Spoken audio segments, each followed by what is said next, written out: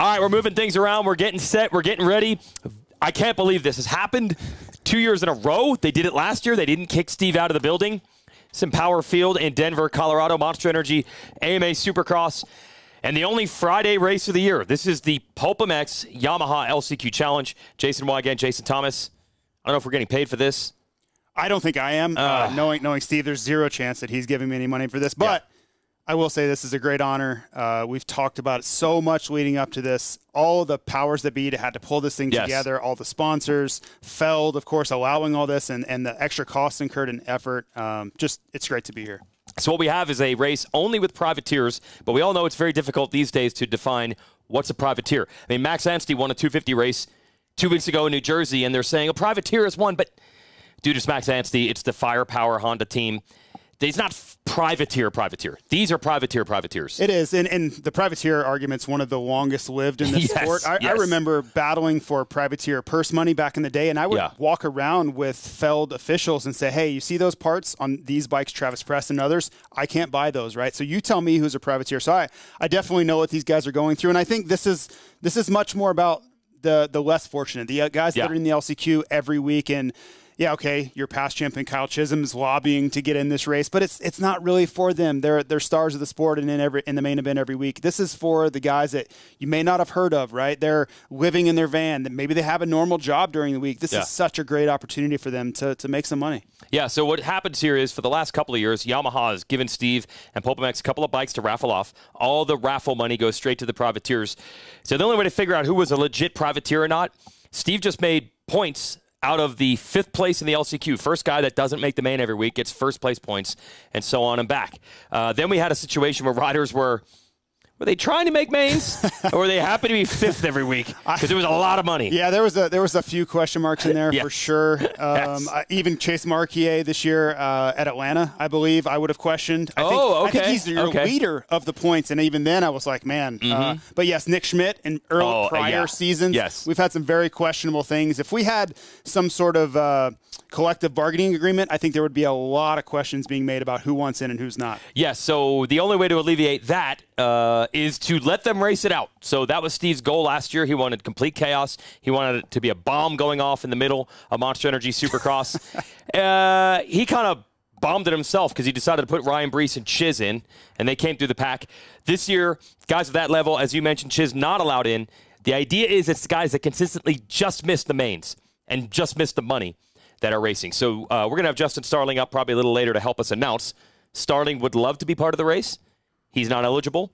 And Chase Marquier, you mentioned his name. He scored the most points. He was the best guy to consistently not make mains this year. So that creates our starting lineup. And Marquier, I'm back. Even then, we still have some controversy in here. We have a last-minute addition in Cade Clayson, which I'm sure some of these privateer guys are like, I know. What do you mean? He was a top 10 Supercross guy last year, and he's made a bunch of mains this year. So it's never going to be perfect. But I think if you look at the lineup here that's on your screen, there are guys that, I would question Freddie Norton. He's made a ton of these races, but he's not even your points leader in this thing. So, you hope that everybody comes out, makes some money in this thing, and appreciates the effort. But again, this is not an exact science. There's going to be some questionable calls in here, but what a truly remarkable event we have here. Okay, so Marquier had the most points of the riders not making mains this year. So let's go to how the starting lineup was picked, and it was Marquier. He got to pick ping pong balls to determine gate pick.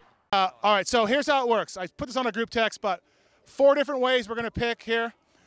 Number 1 ball is 1 to 22. Just normal. You have your stage. You have the most points all year long. Second ball, 22 to 1. So I think I staged, I think Yoder's 22. I don't know. So he'll start 1. I've got it all written out.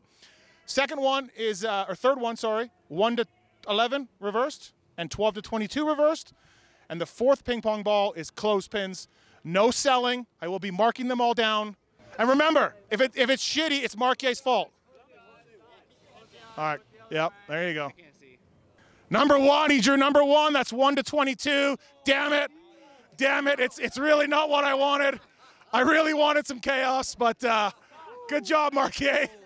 And so Chase Marquier gets a number 1 gate pick. And all the Islanders are angry or happy, depending on which one they are. All right.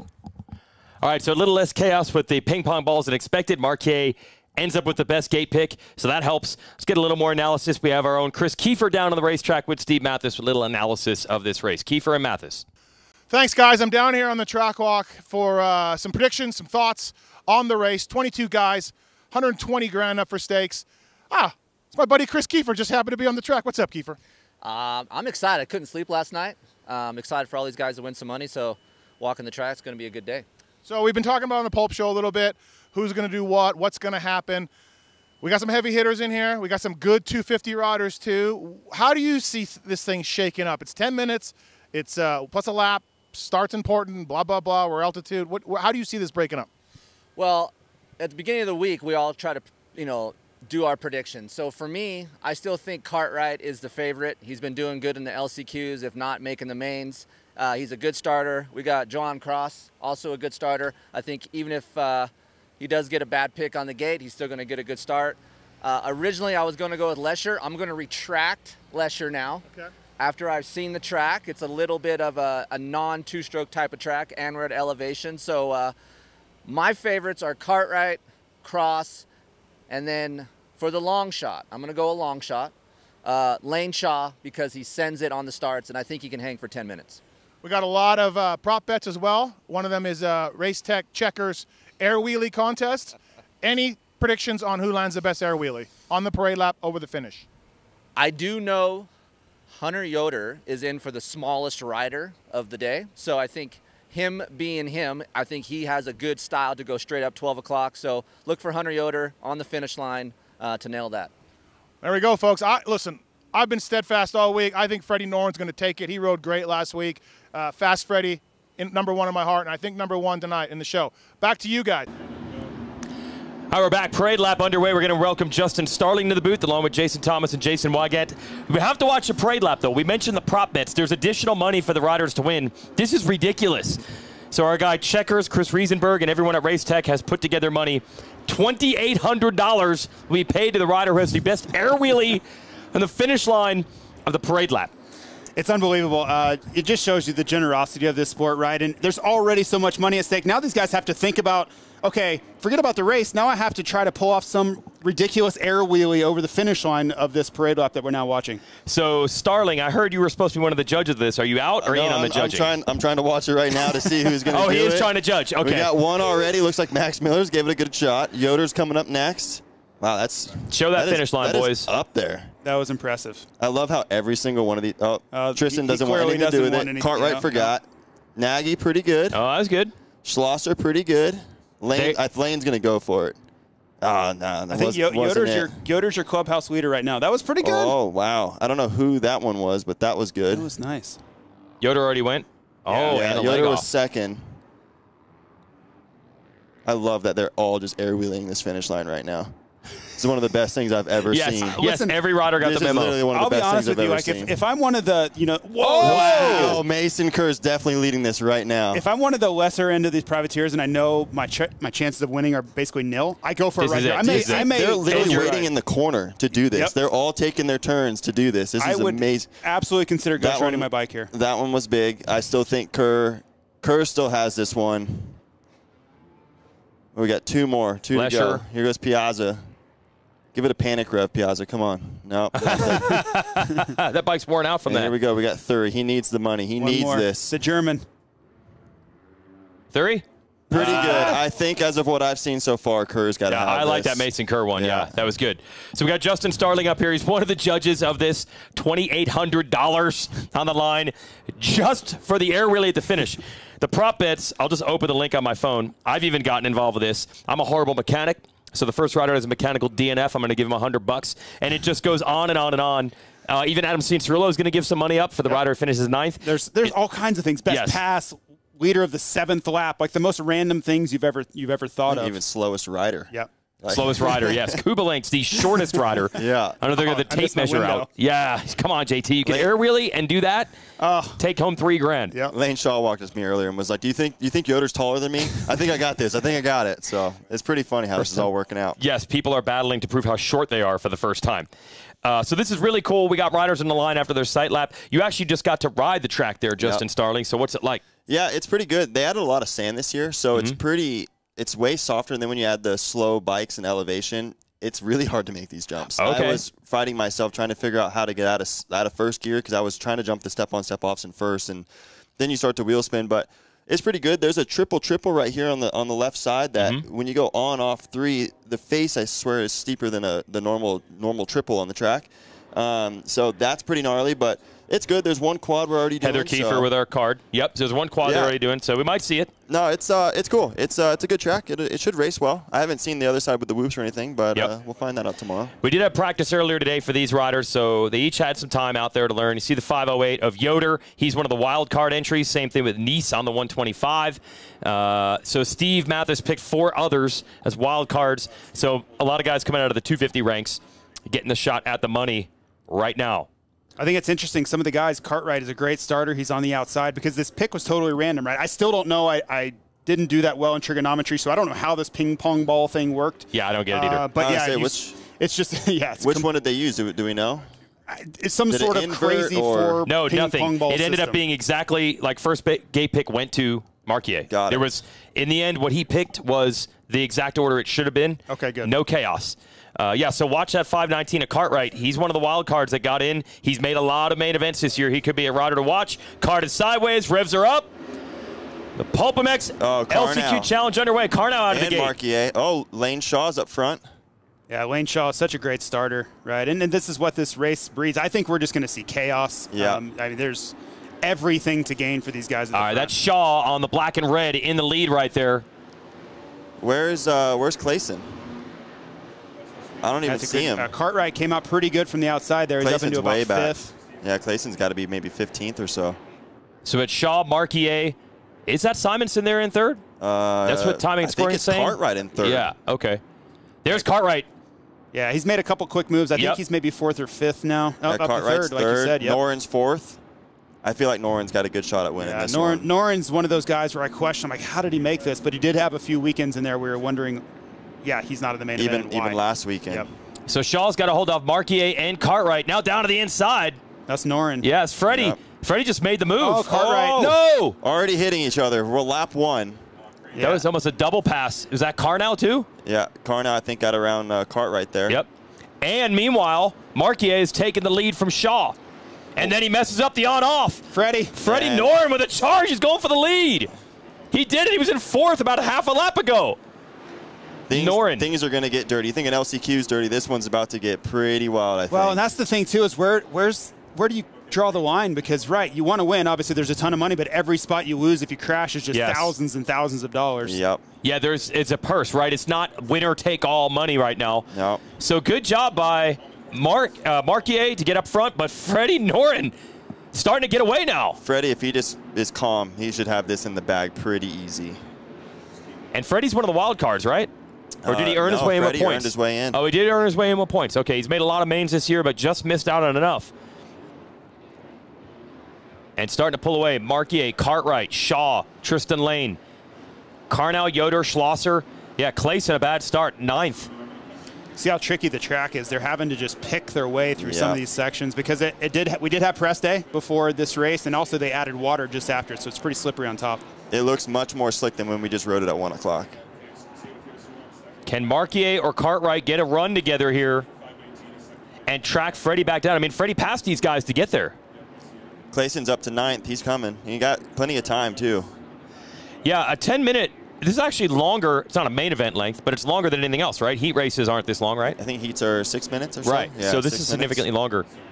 So, Starling, you did not get to race this last year either, right? No, I've been told that I am too good. Okay, well. Big mistake from Noren. Take the compliment, not the money. Freddie made a mistake? Marquier is right on his back. Oh, here we go. Yeah, this is getting close. Yep. And then Marquier as well. So Cartwright has gotten around Marquier, but there's Marquier in 3rd here with the red boots. Oh, Noren down. Oh, my God. Our leader has stacked it up. That was the only way that he could lose this race is by doing that right there. Yeah, I know we're supposed to talk about the things we see on screen, but I have the ability to look behind me, and he just got offline, just like he did the last lap before, trying to triple through that section. And it could have been this water, right? It could have been the water that's put down. You can just see how slippery it is. It's weird. They add like a fine sand on top of the hard pack, so it's really slick. And then when you add that water in there, it's just basically turning it to ice, which is they tried to eliminate that from last year, but it's almost like they brought it back. So it was back-to-back. You saw Noren made a mistake, and they got close, right? Yeah, I wonder if he just got rattled there. Yeah. But he tried this triple section that they're about to come into in the next straightaway and just got off line to the left. And, yeah, if you've watched or are a fan of Freddie Noren, that's not something foreign to him.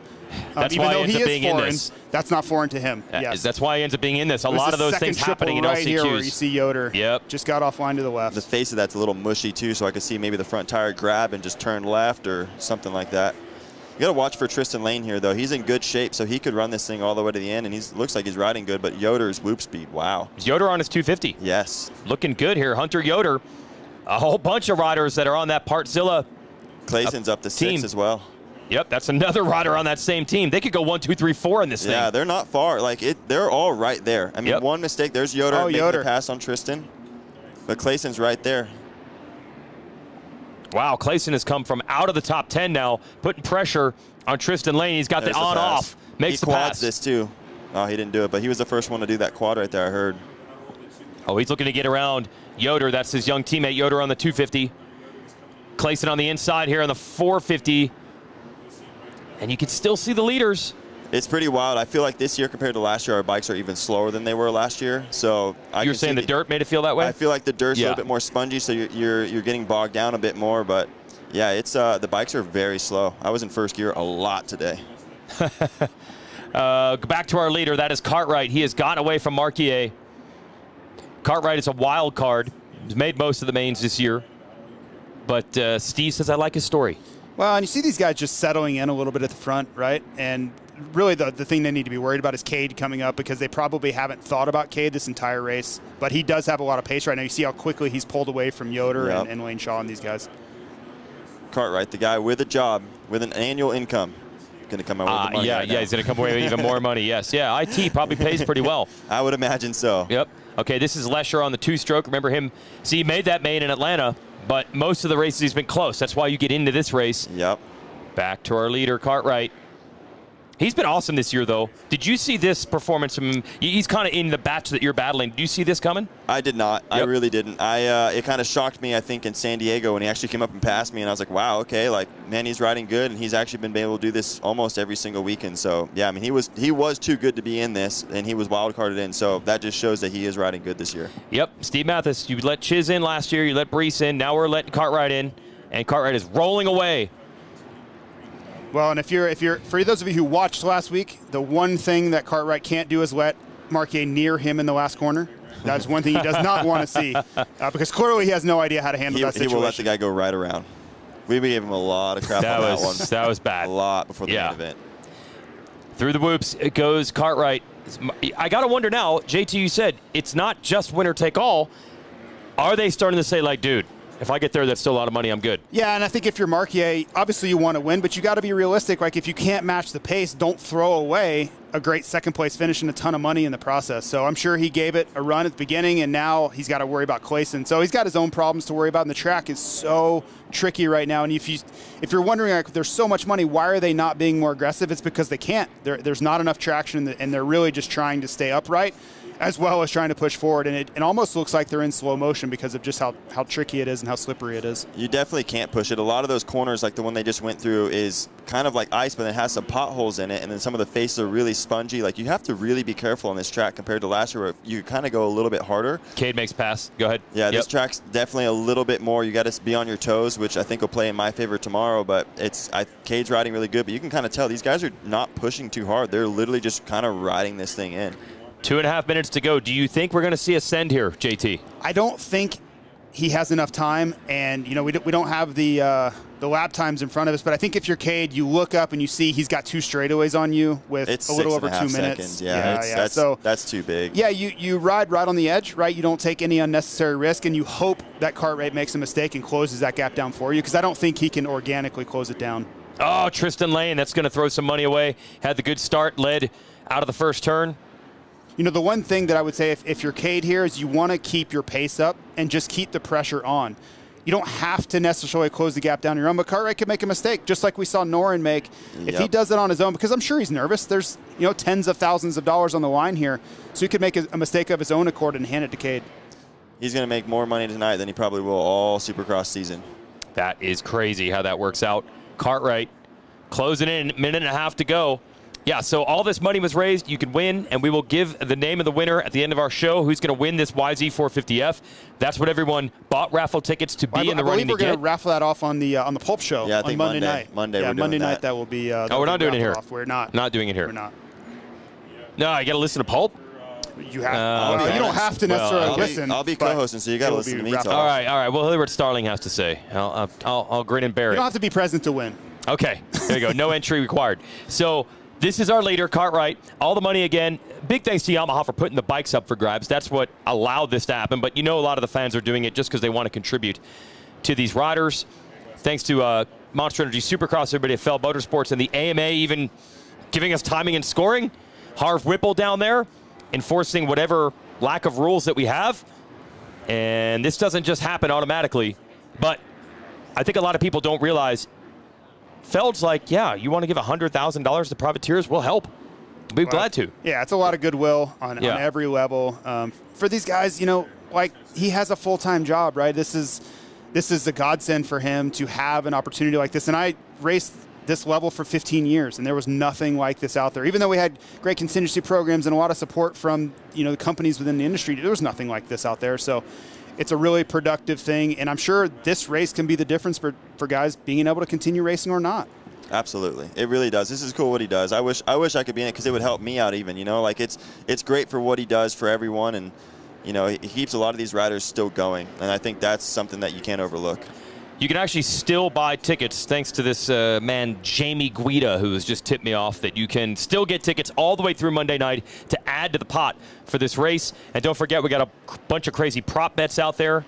I'm giving somebody $100, whoever DNF'd earliest in this race. Looks like Cross. I don't think he's circulating. He's 2 laps out. So okay, Cross getting $100. $100. Congrats, John Cross. Ninth place. Who's in ninth place right now? Henry Miller? Yep. No, Max Miller. Oh, Max Miller. SM. It's an M Miller. Yeah, he's going to get some money from Adam Cianciarulo for ninth place finish. And I love the creativity everyone came up with these as well. How big do you think this fist pump's going to be?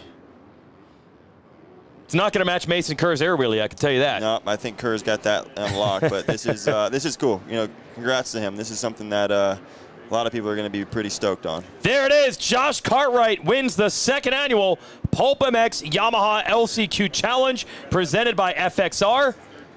Cade Clayson gave it a heck of a run. It's going to be interesting to hear. We'll have Daniel Blair with the podium interviews. Is he getting paid? Daniel Blair, I believe not. What is going on here? So it'll be interesting to ask Cade if Blair's a good reporter. Look at the celebration. Find out what happened with Cade off the start because that did him in. Cartwright's dropping his bike. Get to ride that thing tomorrow, dude. Take care of that thing. Yeah. Oh, one Mr. Steve Mathis Esquire does not like the dropping of the bikes in celebration. Or is he hurting him? Is he hurting? No, I just think he might be tired too. Elevation. It's a lot of money for guys. This is a huge deal. This is you want to be careful with life-changing money, but it can be career-changing. Like this really makes it all worth it for a lot of these guys. Logan Carnell comes up in 5th to congratulate him on that number 74. Yoder is 4th on the 250. Marquier, Clayson, Cartwright. That's your top group. Rest of the order, we had Lane Shaw, solid ride. Freddie Norn picked it up, led this thing. He will end up P7. P7. Bummer for Freddie, yeah. Luke Neese, one of the wild card entries. Max Miller is 9th. Hunter Schlosser, that is your top 10. Man, how about the emotion there from Cartwright, huh?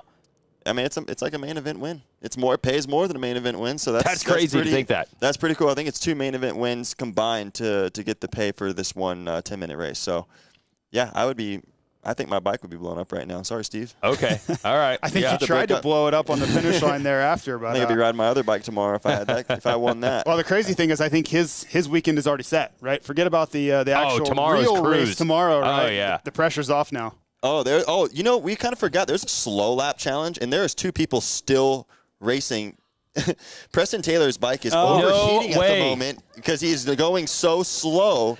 Nagy is still going in front of him. Nagy wants this money. See if we can get the cameras back to the rhythm lane closest to us. I forgot all about this. That is brilliant. I think it's $850 for slowest lap. Good luck beating a man that lives in his van on a slow lap challenge for $850. We might see them on track walk tomorrow, 10:30 a.m. This is what you signed up for, AMA. These guys might never finish this lap. This is amazing. I forgot all about that. And they are Good 2 call, people Starling. still going right now. Kerr needs to be careful, or not Kerr. Preston Taylor's bike is blowing smoke out the bottom because it's not a balanced lap. It's just the slowest lap, and they are trying to keep their feet on unless there is like a no foot touch lap, whatever this is. But this is Did they give a rule that you're? This is amazing. Oh, we're off the track. He's off the track. So is that bike literally overheating just from going that slow? That's his clutch. That is his clutch overheating. So did they tell them your slow lap, you can't just stop? You have to keep circulating? I don't know. He is trying to keep his feet on, but you can definitely tell he's trying to keep the bike going trying forward hard, yes. They're trying hard to not just completely stop. I'm wondering. I think Nagy's over it. I think he's like, you know what? There's no way, though, that Nagy's going to be the one that pulls out of this one. They both need to just go over and say, hey, we'll split it. Because they're going to be here until next week, and we have to race in Salt Lake, so I don't know if they're going to make it there. Living out of the van. You got to do it. Just trying to see how much money is on the line for this. I think it's $850.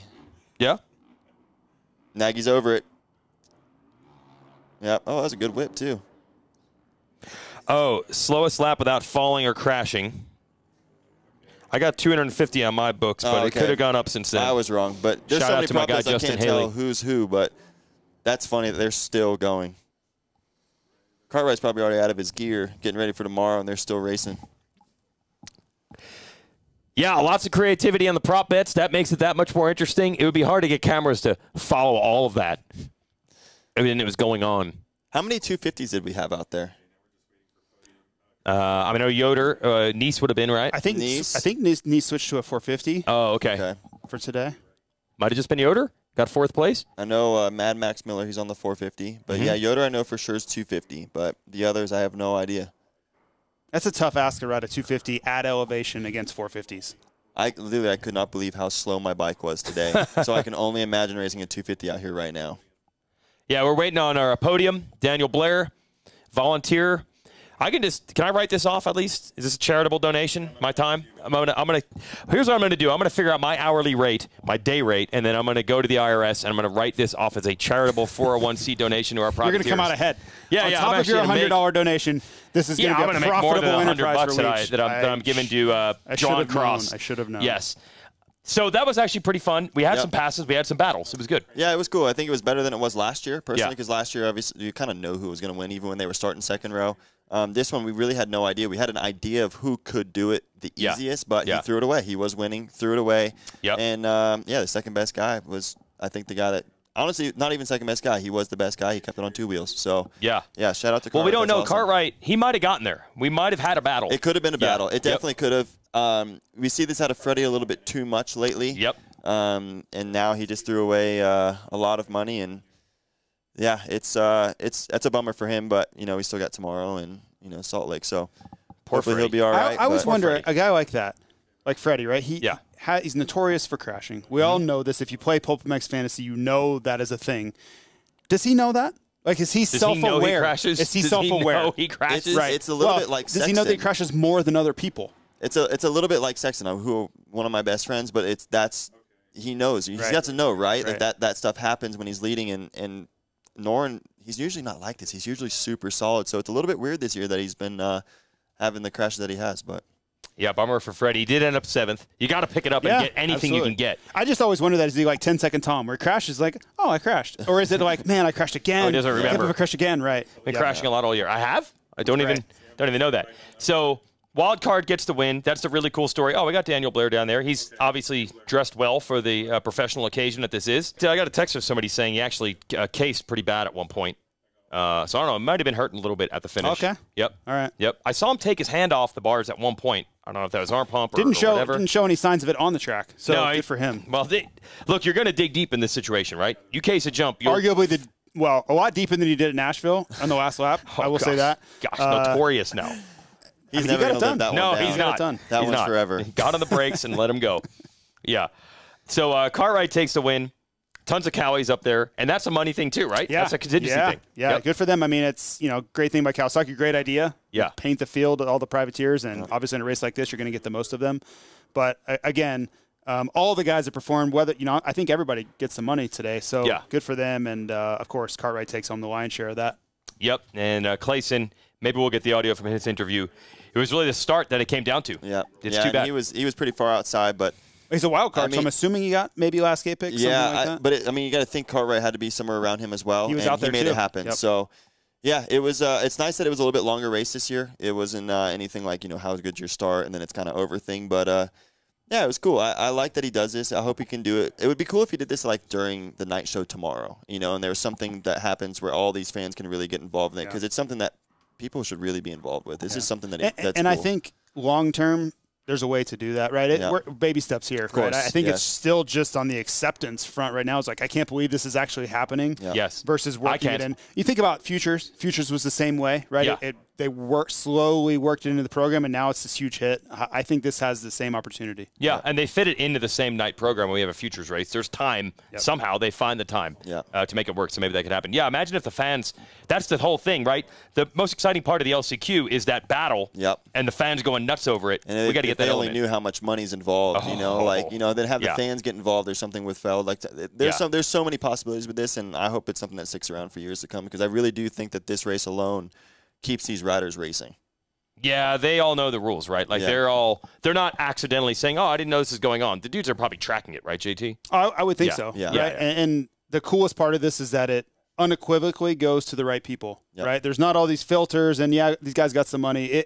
All the proceeds are going to these guys that just performed and have been out there every week giving their lives to this sport. So truly a great thing. Okay, I know Steve wanted mass chaos, though. That's the one thing. We actually aren't getting the LCQ style. I really don't think you're going to see that in this race ever. Personally, unless it comes down to like the last lap for the win and there's a big gap in pay or something. But I think all these dudes know that even I was telling like my fiance, if I was in it and I was in fifth, I don't think I would get too crazy because that's still more money than you're going to make normally. So you want to walk away with that and not take the risk of not getting anything, And I think Steve is secretly dreamed up ways to make it more chaotic. Wants that, right? yes. All the money for the winner, like just something. Chaos reigns at the front. Yeah. But in the end, Steve is a very generous person, and he is doing this out of the kindness of his heart. It requires an incredible amount of work and organization to put together, and he's doing it for the right reasons. Feld is doing it for the right reasons, and that's where we're all here.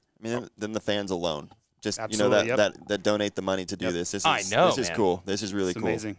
Are we good, or where are we going to go next? No podium? The podium's not going to work. Podium's not going to work. You think they got money? They're fine. They're fine. They got their money. I don't think Cartwright cares. That's what I want to know. Okay, so we'll record those podium interviews. We'll play it for you. Go back and watch, and you'll find out what the top three had to say. That's it. Big thanks to Yamaha, Steve Mathis, PulpMX, FXR is a presenting sponsor. Go ahead. I'm going to say, don't forget, PulpMX show Monday night for the raffle for the Yamaha 450. And you can still buy raffle tickets now at PulpMX.com to make this pot of money for these privateers even higher between now and Monday and take a shot at winning the bike. Starling, thanks for stopping by. Yeah, it was cool. I enjoy it. All right, that's our show. Yeah, thank you. And don't forget, we actually do have racing tomorrow. Yeah. Watch it on day Peacock. Of racing tomorrow. Yes. It's not over. The weekend's not over. It's just getting started. Watch it on Peacock tomorrow. Monster Energy Supercross from Denver. Thanks for watching.